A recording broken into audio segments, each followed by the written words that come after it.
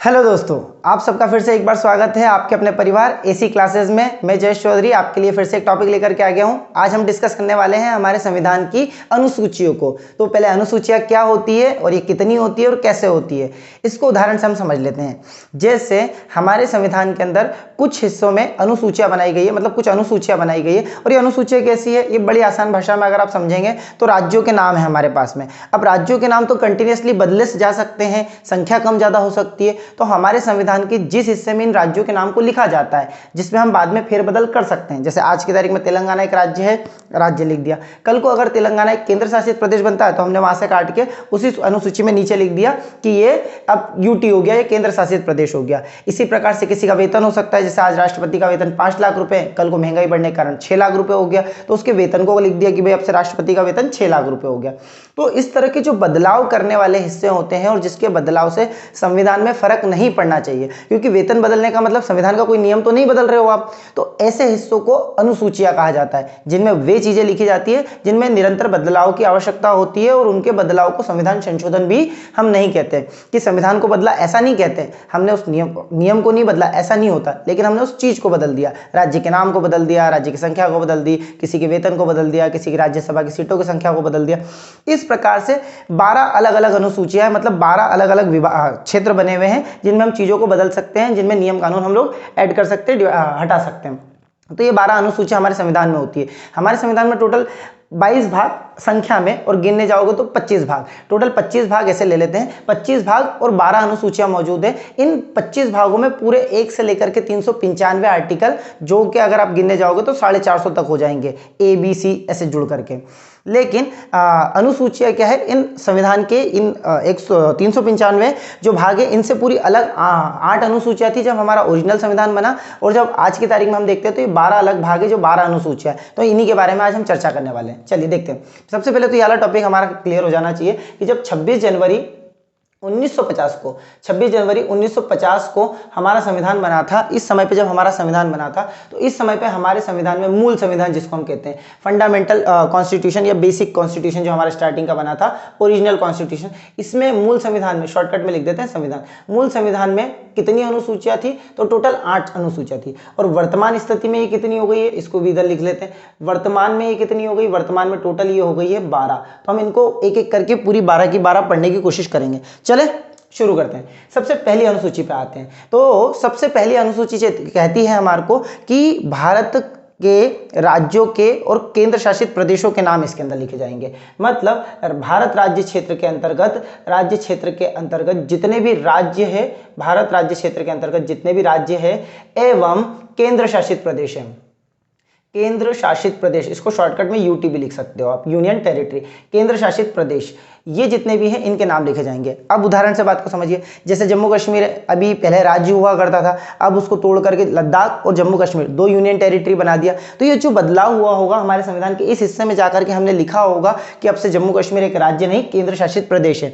और इसी कारण से पूरा देश इस बात को मानता है। अगर वो चीज इसमें नहीं लिखी जाती तो हम नहीं मानते। जैसे महाराष्ट्र को हम राज्य मानते हैं, तो महाराष्ट्र को राज्य इसमें लिखा गया है। अगर आपसे कोई पूछे कहीं लिखा है क्या ऐसा, तो हाँ यहाँ लिखा है ऐसा। ठीक है, चलिए आगे देखते हैं। हम लोग भाग 2 की बात करते हैं, सॉरी अनुसूची 2 की बात करते हैं। अनुसूची 1 में क्या है, राज्य क्षेत्र के अंतर्गत, भारत राज्य क्षेत्र के अंतर्गत सभी राज्यों एवं उसके यूनियन टेरिटरी के नाम लिखे हुए हैं।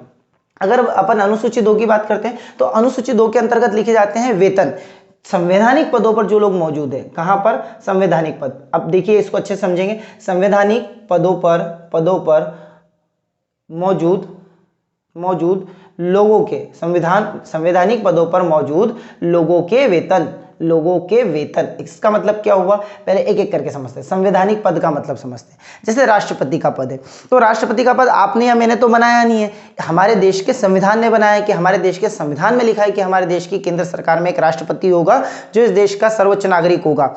तो वो एक संविधान में लिखा हुआ पद है और इस कारण से एग्जिस्ट करता है, इसके लिए उस पद को हम कह देते हैं संवैधानिक पद। ऐसे प्रधानमंत्री का होता है, गवर्नर का होता है, अध्यक्ष, लोकसभा अध्यक्ष का होता है, राज्यसभा के सभापति का होता है, और इलेक्शन कमीशन के कमिश्नर का होता है। ऐसे तमाम सारे पद होते हैं, कई सारे पद संविधान के अंदर जिनका जिक्र किया गया है। ये जितने भी पद है, इन पदों पर आसीन लोगों की सैलरी, वेतन कितने होंगे, भत्ते कितने होंगे, उनकी पेंशन कैसे तय की जाएगी, वो बात यहाँ पर लिखी जाती है। अब देखिए पेंशन और भत्ते चेंज होते रहते हैं। जैसे जैसे मान लेते इस साल महंगाई कम है तो कुछ सैलरी होगी, अगले साल महंगाई बढ़ी, आपने आया उसको चेंज कर दिया। और इसको चेंज करना मतलब संविधान को चेंज करना नहीं हुआ, ये तो वेतन बढ़ाया ना आपने। तो अनुसूचियां कुछ इसी तरह के पेज होते हैं जिनमें आप चेंजेस कर सकते हैं, ठीक है। तो दूसरा क्या हो गया, संवैधानिक पदों पर मौजूद लोगों के वेतन। तीसरी चीज क्या होगी आपकी, अनुसूची 3 क्या कहती है। तो सबसे पहले आपने देश के अंदर कितने राज्य है, कितने यूनियन टेरिटरी, ये वाली बात कर ली। फिर जो लोग हमारे देश में संविधान के हिसाब से काम करते हैं उन लोगों को कितनी सैलरी मिलनी चाहिए, कितना वेतन मिलना चाहिए, ये वाली बात हो गई।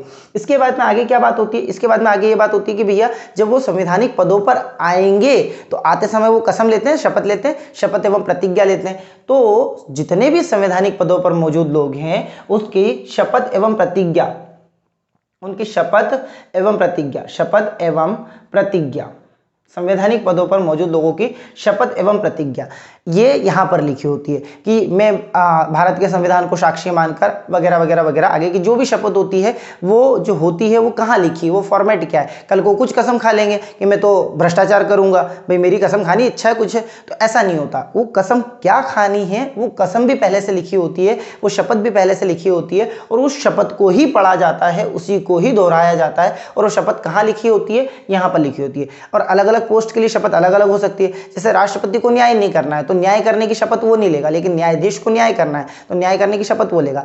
अच्छा, इसमें एक विशेष बात हो रही है, इसमें 3 संवैधानिक महत्वपूर्ण पद होते हैं जिनकी शपथ का वर्णन नहीं होता है। आप विशेष तौर पे याद रखिएगा कि सभी लोगों की शपथ कहाँ लिखी होती है, तो आप कहेंगे अनुसूची 3 में, लेकिन 3 लोग होते हैं जिनकी शपथ यहाँ पर नहीं लिखी होती। जैसे भारत का राष्ट्रपति यानी कि प्रेसिडेंट हो जाता है, भारत का प्रेसिडेंट हो जाता है। उसके अलावा अगर आप देखेंगे भारत का प्रेसिडेंट हो जाता है। इसके अलावा अगर आप देखेंगे तो वाइस प्रेसिडेंट हो जाता है, इंडिया का वाइस प्रेसिडेंट हो जाता है, वाइस प्रेसिडेंट। उसके अलावा अगर आप देखेंगे तो गवर्नर हो जाते हैं। गवर्नर राज्यों के अंदर जो हो जाते हैं वो गवर्नर आपको देखने को मिलते हैं कि उनकी भी शपथ यहाँ पर नहीं लिखी हुई है।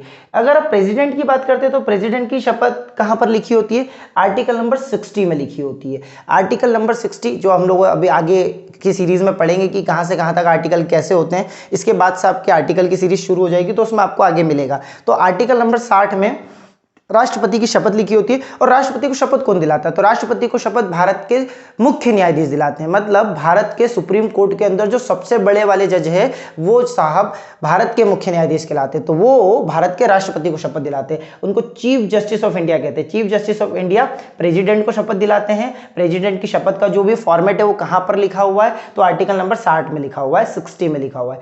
अगर वाइस प्रेसिडेंट की बात करते हो तो ये इनकी शपथ का वर्णन कहां पर, इनका फॉर्मेट कहां पर लिखा है, तो आर्टिकल नंबर 69 में लिखा होता है। आर्टिकल नंबर 69 में वाइस प्रेसिडेंट की शपथ का पूरा फॉर्मेट लिखा होता है, वहीं पर मौजूद होता है। अगर आप देखोगे आर्टिकल नंबर ये जो 69 है इसके अनुसार जो उपराष्ट्रपति होते हैं, वाइस प्रेसिडेंट होते हैं, इनको शपथ कौन दिलाता है, तो इनको प्रेसिडेंट शपथ दिलाता है, इनको राष्ट्रपति शपथ दिलाता है। अच्छा, तो 2 बातें हो गई, राष्ट्रपति 60 में और इनको चीफ जस्टिस ऑफ इंडिया शपथ दिलाते हैं। दूसरी बात उपराष्ट्रपति 69 में और इनको राष्ट्रपति शपथ दिलाता है। तीसरी बात गवर्नर की शपथ कहां पर लिखी होती है, 159 में। तो 60, 69, 159 और गवर्नर को शपथ कौन दिलाता है, तो हाई कोर्ट के चीफ जस्टिस, जिस राज्य के वो गवर्नर साहब बनने वाले हैं। जैसे कोई अगर महाराष्ट्र के गवर्नर बन रहे हैं तो वो महाराष्ट्र के हाई कोर्ट के चीफ जस्टिस द्वारा शपथ दिलाई जाना उनका कार्यक्रम रहेगा। महाराष्ट्र के गवर्नर के लिए महाराष्ट्र के हाई कोर्ट का जज शपथ दिलाएगा, मध्य प्रदेश में मध्य प्रदेश के जज, और ऐसे अलग अलग राज्यों के जो जज होंगे वो उसको शपथ दिलाएंगे, वहां के गवर्नर को शपथ दिलाएंगे। तो यहां तक की बात हो जाती है। अगर हम बात करते हैं अनुसूची 4 में क्या लिखा है, अनुसूची 4 में क्या लिखा हुआ है, तो अनुसूची 4 के अंदर लिखा है अलग अलग राज्यों के अंदर राज्यसभा की सीटों का बंटवारा। देखिए हमारे यहाँ पे सदन में दो सदन होते हैं, एक लोकसभा होता है और एक राज्यसभा होता है। एक लोकसभा और राज्यसभा, लोकसभा जनता द्वारा सीधे चुना जाता है और राज्यसभा राज्यों के विधायक प्रतिनिधि द्वारा ऊपर की तरफ चुना जाता है, उसको कहते हैं राज्यसभा। लेकिन वो होता केंद्र सरकार में ही है, राज्यसभा राज्य में नहीं होता, राज्यसभा केंद्र सरकार का ही हिस्सा है, केंद्र सरकार के हिस्से में आता है। तो उस राज्यसभा के अंदर किस राज्य से कितनी कितनी सीटों को चुना जाएगा, जैसे उदाहरण के तौर पर अगर आप देखते हैं तो 225 और 10 ये राजस्थान की सीटों का ब्यौरा है। राजस्थान की टोटल विधानसभा की सीटें हैं 200 विधानसभा की सीटें, राज्यसभा की सीटें हैं 10 और लोकसभा की सीटें हैं 25। तो ये जो 10 सीटें हैं ये आपने कैसे डिसाइड करी, ये 10 सीटों को डिसाइड करने का हिसाब किताब यहाँ पर लिखा होता है। राज्यसभा की कितनी सीटें होगी, मतलब राज्यसभा में एक राज्य से कितने लोग चुने जाएंगे, उस सीट का बंटवारा यहाँ होता है। राज्यसभा में सीटों का बंटवारा, राज्यसभा में सीटों का बंटवारा, सीटों का बंटवारा, यहां तक आपको समझ में आया होगा बंटवारा। राज्यसभा में सीटों का बंटवारा। ठीक बात है। अच्छा, इसके लिए अगर अपन ट्रिक लगाए तो सबसे पहले राज्य की बात करते हैं, फिर राज्य में जो लोग काम कर रहे हैं उनको उनके पैसे दे दो, तो टेंशन फ्री। अनुसूची 2 वेतन की बात करती है। अनुसूची 3 उनसे कसमें ले लो कि भैया फटाफट कसम खाओ। अच्छा, वेतन पहले दे देना, उसके बाद कसम लेना। तो वेतन आपने दे दिया, उसके बाद कसमें ली। अनुसूची 3 वादे, कसमें वादे यानी कि शपथ एवं प्रतिज्ञा। और अनुसूची 4 में मतलब 4 लोगों के सामने बंटवारा या 4 जनों का बंटवारा, 4 जनों के लिए बंटवारा। ठीक है, तो राज्यसभा की सीटों का बंटवारा ये आपके अनुसूची 4 में मिलता है। अनुसूची 5 में आते तो क्या होगा? अनुसूची 5 में भारत के अंदर एससी और एसटी यानी कि शेड्यूल्ड कास्ट और शेड्यूल्ड ट्राइब, और हिंदी में कहे तो अनुसूचित जाति और अनुसूचित जनजाति के क्षेत्रों पर किस तरीके से प्रशासन करना है एवं नियंत्रण करना है। एसटी एवं एससी के क्षेत्रों में किस प्रकार प्रशासन और नियंत्रण ये किस तरीके से करना है, ये जो चर्चा की गई है हमारे संविधान की अनुसूची 5 के अंतर्गत है कि भैया राज्यों के अंदर ऐसी जगह जहां पर एससी और एसटी क्षेत्र ज्यादा है, जनजातीय क्षेत्र ज्यादा है, उसका किस प्रकार से नियंत्रण करना है, किस प्रकार से देखना है, ये वाली चीज हमारे अनुसूची 5 में। अनुसूची 6 की अगर हम लोग बात करते हैं तो बड़ा आसान है। देखिए, इसके बाद फिर नक्शे की क्लास आपको मिल जाएगी आगे के वीडियोज में। अगर आप मैप समझना चाहते हैं तो वो क्लासेस भी देखना। अभी बता देता हूँ शॉर्टकट में कि नॉर्थ ईस्ट में हमारे पास में कुछ राज्य हो जाते हैं जैसे असम, मेघालय, मिजोरम और त्रिपुरा। ये 4 राज्य, त्रिपुरा, असम हो गया, मेघालय हो गया, मिजोरम हो गया और त्रिपुरा हो गया। जिन लोगों ने नक्शा देख रखा होगा वो समझ पाएंगे कि ये नॉर्थ ईस्ट में भी दक्षिण के राज्य हैं चारों के चारों। उधर मिजोरम, फिर त्रिपुरा, ऊपर असम और उसके नीचे मेघालय। ये 4 नीचे के जो राज्य आते हैं, इन चारों के अंदर प्रशासन की बात जो है कहाँ पर लिखी गई है? अनुसूची 6 में लिखी गई है। प्रशासन की बात जो लिखी गई है कहाँ पर लिखी गई है? तो अनुसूची 6 में।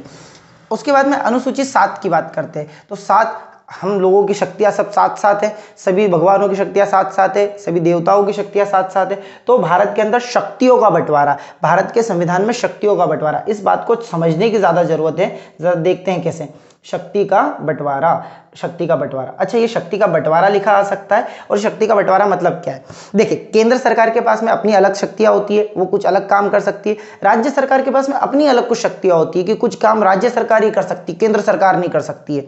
ऐसे ही कुछ काम ऐसे होते हैं जो दोनों सरकारें कर सकती है, तो वो काम कौन से होंगे? तो इस तरीके से काम को बांट देना कि इस विषय पे आप ही काम कर पाओगे, इस टॉपिक पे आप ही काम कर पाओगे, इस सब्जेक्ट पे आप ही काम कर पाओगे। ऐसे करके बांट देने से क्या होता है कि उनके बीच में, राज्य और केंद्रों के बीच में झगड़ा होने की संभावना खत्म हो जाती है और कानून का वैलिडेशन बढ़ जाता है कि भाई किसका बनाया हुआ कानून हम मानेंगे।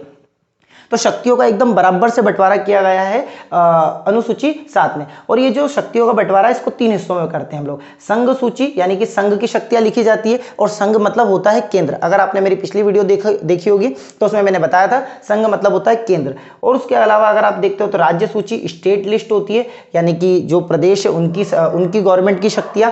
अगर आप देखेंगे समवर्ती सूची, कॉन्करेंट पावर, समवर्ती सूची। सेंट्रल पावर हो जाती है, यूनियन पावर जिसको हम कह सकते हैं, या यूनियन लिस्ट हो जाती है, स्टेट लिस्ट हो जाती है और कॉन्करेंट लिस्ट हो जाती है। तो 100 विषय ऐसे हैं जिन पे क्या कहा गया है? इन पे कहा गया है कि संघ यानी कि केंद्र सरकार कानून बनाएगी। 61 टोटल 61 ऐसे सब्जेक्ट है जिन पर यह कहा गया है कि राज्य अपने अपने कानून खुद बना ले, उसके लिए केंद्र उन पे कोई प्रभाव नहीं डालेगी। और टोटल 52 ऐसे टॉपिक्स है जिस पे कहा गया है कि केंद्र भी कानून बना सकता है और राज्य भी कानून बना सकता है। ठीक है, तो देखिए, अच्छा इसमें एक डाउट आता है कि अगर भैया 52 पावर टॉपिक ऐसे हैं जिसमें केंद्र भी अपनी शक्तियां मतलब कानून बनाएगा और राज्य भी अपने कानून बनाएगा, तो अगर दोनों ही बना देते हैं तो हम किसके कानून को मानेंगे? हम केंद्र के कानून को मानेंगे या राज्य के कानून को मानेंगे? तो इसमें लिखा होता है कि अगर किसी टॉपिक पर केंद्र, समवर्ती सूची के किसी विषय पर अगर केंद्र और राज्य दोनों कानून बना देते हैं तो ऐसी स्थिति में केंद्र के कानून को माना जाएगा, राज्य के कानून को नहीं माना जाएगा।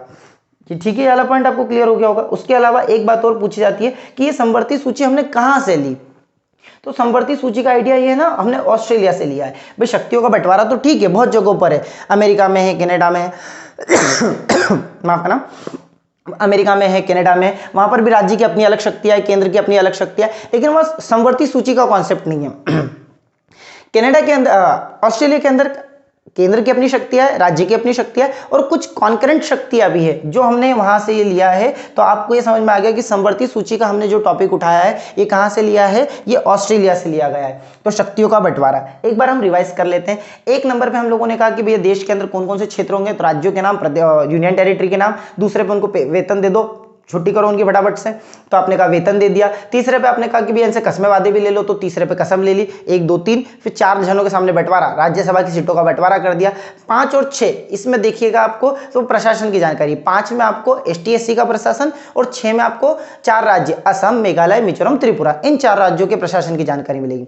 7 में क्या है, शक्तियों का 7 है, तो सारी शक्तियों का 7 अगर आप देखोगे तो शक्तियों का बंटवारा जो हो जाता है वो अनुसूची 7 में हो जाता है। केंद्र, संघ और राज्य, मतलब संघ वाली सूची, राज्य सूची और समवर्ती सूची।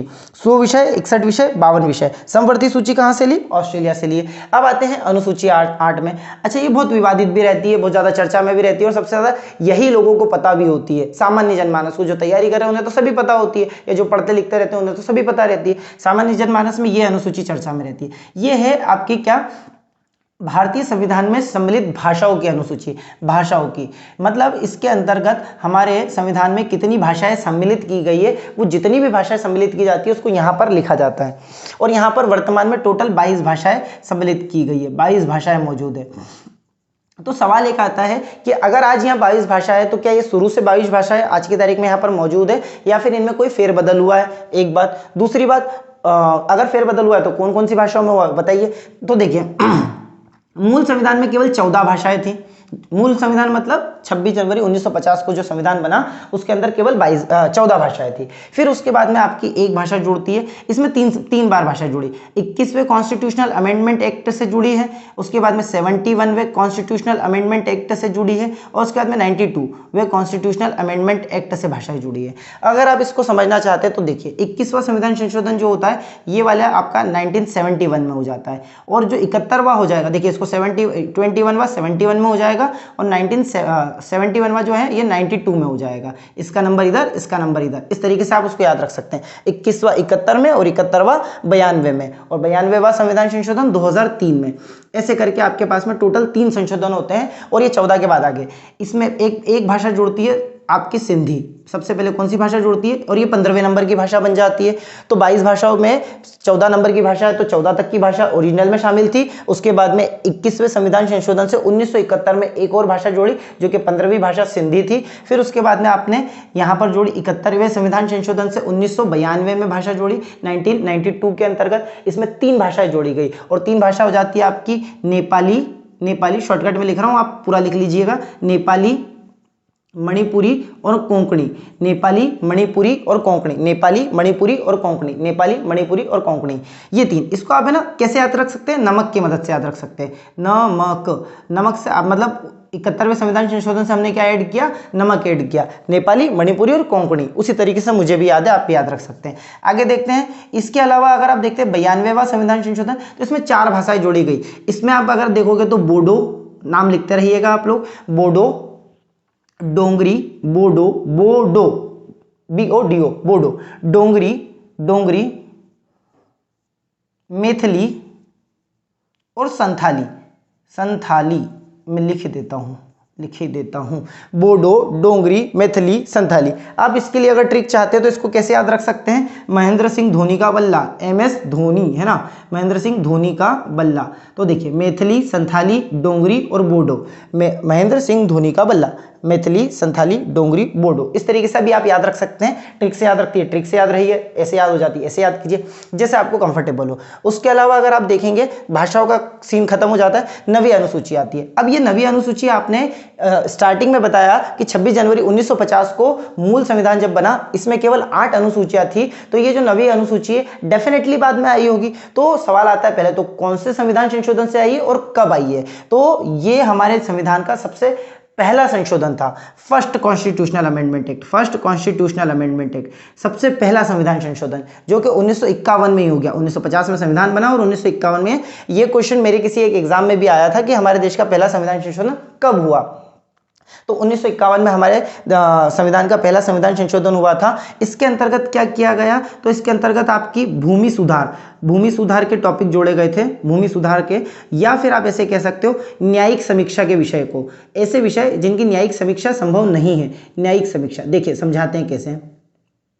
कुछ विषय ऐसे होते हैं जिनमें सरकार का राइट्स थोड़ा सा ज्यादा होता है। जब सरकार उस चीज को चेंज कर लेती है तो आप उस चीज को लेकर के कोर्ट में जाकर के उनके ऊपर आरोप नहीं लगा सकते हैं कि सर ये गलत किया है, ये सही किया है। तो ऐसे टॉपिक्स कौन कौन से होंगे, ये बहुत क्रिटिकल टॉपिक्स होते हैं, क्रूशियल टॉपिक होते हैं, इनको अनुसूची 9 में रखा जाता है। अगर किसी से जमीन लेकर के उस जमीन का बंटवारा करना है तो ये सरकार के पास में राइट्स होता है और इसको लेकर के आप कोर्ट नहीं जा सकते हैं। तो कॉन्स्टिट्यूशनल अमेंडमेंट एक्ट, अच्छा इसमें आगे पीछे कई और बातें जुड़ी होती है, सीधे सीधे ऐसे नहीं कि जमीन छीन लेगी सरकार आपसे, ऐसा भी नहीं होता है। तो भूमि सुधार के कुछ विषय हैं, न्यायिक समीक्षा के जो विषय हैं वो 9वीं अनुसूची के अंतर्गत रखे जाते हैं। ठीक है, 10वीं अनुसूची की अगर हम लोग बात करते हैं तो 10वीं अनुसूची में क्या आता है, 10वीं अनुसूची सबसे पहले तो यही सवाल आता है कि कब जोड़ी गई। तो ये 52वें कॉन्स्टिट्यूशनल अमेंडमेंट एक्ट से 52वां कॉन्स्टिट्यूशनल अमेंडमेंट एक्ट इस संविधान संशोधन से जोड़ा जाता है।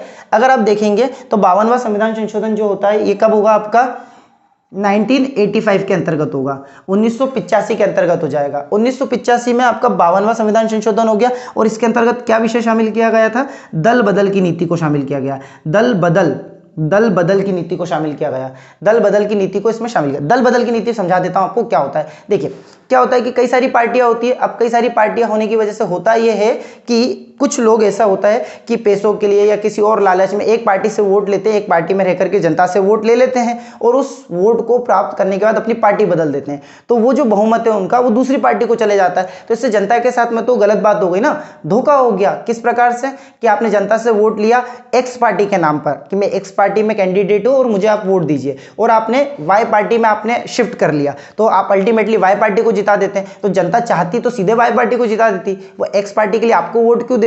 तो इस तरीके से जनता के साथ में शोषण ना हो, इस बात से बचाने के लिए दल बदल के नियम बनाए गए थे और दल बदल के लिए 52वां संविधान संशोधन 1985 में लागू किया गया। ठीक बात है, अच्छा ये समझ आ गया होगा आपको। उसके अलावा अगर आप देख किसी वजह से कनेक्शन कट गया था तो वापस शुरू करते हैं। 11वीं अनुसूची जो थी ये 73वें संविधान संशोधन से 73वां कॉन्स्टिट्यूशनल अमेंडमेंट एक्ट इससे ऐड हुई थी। ये 1993 के अंदर ऐड हुई थी और इसी समय पे आपकी 12वीं अनुसूची ये भी 74th कॉन्स्टिट्यूशनल अमेंडमेंट एक्ट से ऐड होगी, पर टाइम सेम होगा 1993 में 73 और 74 दोनों कॉन्स्टिट्यूशनल अमेंडमेंट एक्ट हुए और इसी टाइम पे आपकी 11th और 12th शेड्यूल ऐड हुई है। 11वीं और 12वीं अनुसूची आपकी इसी समय पे जुड़ी है। 11वीं अनुसूची आपकी ग्राम पंचायत से संबंधित है, जिसमें 3 स्तर आपके बताए गए हैं, ग्राम पंचायत, फिर अगला स्तर बता देते हैं ब्लॉक पंचायत, और उसका अगला स्तर हो जाता है आपका जिला पंचायत। ग्राम पंचायत, ब्लॉक पंचायत और जिला पंचायत। इसमें टोटल ग्राम पंचायत को 29 विषय 29 सब्जेक्ट्स दिए गए हैं, अलॉट किए गए, जिन पे वो खुद से कानून बना सकते हैं। इसके अलावा अगर आप देखेंगे 74th कॉन्स्टिट्यूशनल अमेंडमेंट एक्ट से आपके 1993 में नगर निगम के लिए अलॉटमेंट हुआ है। नगर निगम, इसमें कौन सी चीज़ ऐड की गई थी, नगर निगम की शेड्यूल ऐड की गई थी। नगर निगम में क्या है, टोटल 18 विषय आपको दिए गए हैं, 18 सब्जेक्ट आपके पास में। इन 18 विषयों पर नगर निगम कानून बना सकता है। तो आपकी पहली अनुसूची हो गई संघ एवं राज्य क्षेत्र, मतलब उसके नाम वगैरह। दूसरे पे वेतन दे दिया आपने। तीसरे पे आपने उनको क्या कर दिया, तीसरे पे आपने उनको कहा कि भैया आप क्या ले लीजिए, शपथ ले लीजिए। चौथे पे 4 जनों के सामने बंटवारा, 5वें और 6ठे में आपने ST/SC का प्रशासन, 6ठे नंबर पे आपने असम, मेघालय, त्रिपुरा और मिजोरम इनका प्रशासन की बात कर ली। 7वें में शक्तियों का विभाजन कर दिया, केंद्र सूची, राज्य सूची और संवर्ती सूची। 8वीं के अंदर आपने भाषाओं का वर्णन किया। 9वीं के अंदर आपने भूमि सुधार या न्यायिक समीक्षा के विषय ऐड किए। 10वीं के अंदर आपने दल बदल। 11वीं अनुसूची के अंदर आपने क्या किया, 11वीं और 12वीं अनुसूची आपके 73वें और 74वें संविधान संशोधन से ऐड हुई थी 1993 में और 1994 में। 1993 और 1994 में ऐड हुई थी और इसमें आपने ग्राम पंचायत और नगर पालिका के अपने सब्जेक्ट को ऐड किया। अगर आपको हमारा काम अच्छा लग रहा है, वीडियो अच्छा लग रही है, कोई सुझाव है, कोई किसी तरह का रिकमेंडेशन है, कुछ सलाह है, तो आप हमें बिल्कुल कमेंट में आप उसे बताइए। आपके सुझाव हमारे लिए सराखों पर रहेंगे। हम अपनी चीज़ों को उससे सुधार कर अपग्रेड कर देंगे, जिससे ज़्यादा से ज़्यादा लोगों तक हम पहुँच पाए, जिससे हमारा और आपका दोनों का विकास हो पाए। आप यही हम आशा आपसे करते हैं और इसके लिए आपका धन्यवाद करते हैं। धन्यवाद।